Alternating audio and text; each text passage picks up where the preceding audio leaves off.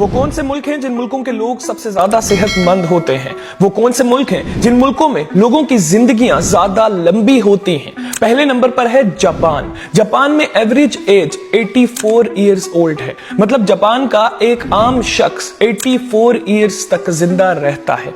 Japan में हर 1500 में से एक बंदा ऐसा होता है जिसकी उम्र 100 साल होती है। दूसरा नंबर है वियतनाम का।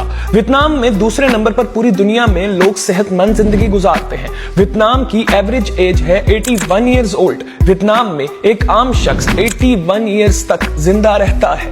तीसरा नंबर है साउथ कोरिया का। साउथ कोरिया में पूरी दुनिया में तीसरे नंबर पर लोग सेहतमंद जिंदगी गुजारते हैं और लंबी जिंदगी गुजारते हैं। साउथ कोरिया में एक आम शख्स की एवरेज एज 80 साल होती है। चौथे नंबर पर है चाइना।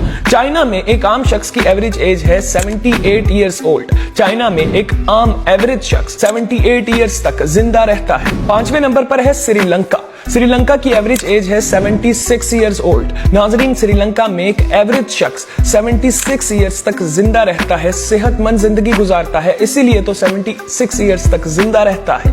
अब ये हो गए 5 मुल्क, पूरी दुनिया के 5 मुल्क। इन मुल्कों में लोगों की जिंदगियां लंबी होती हैं और सेहतमंद होती हैं। अब आप लोग जानना चाहते होंगे कि पाकिस्तान की एवरेज एज क्या है और इंडिया की एवरेज एज क्या है। इंडिया में एक आम शख्स 67 इयर्स तक जिंदा रहता है। इंडिया की एवरेज एज है 67 इयर्स और पाकिस्तान की एवरेज एज है 66 इयर्स। पाकिस्तान में एक आम शख्स 66 इयर्स तक जिंदा रहता है। नाजरीन, याद रखिए, ये जिन मुल्कों के बारे में मैंने आप लोगों को बताया है, इन मुल्कों में इंसानों की जिंदगियां लंबी भी हो सकती हैं और इससे छोटी भी हो सकती हैं। ये मैंने आपको एक एवरेज एज बताई है।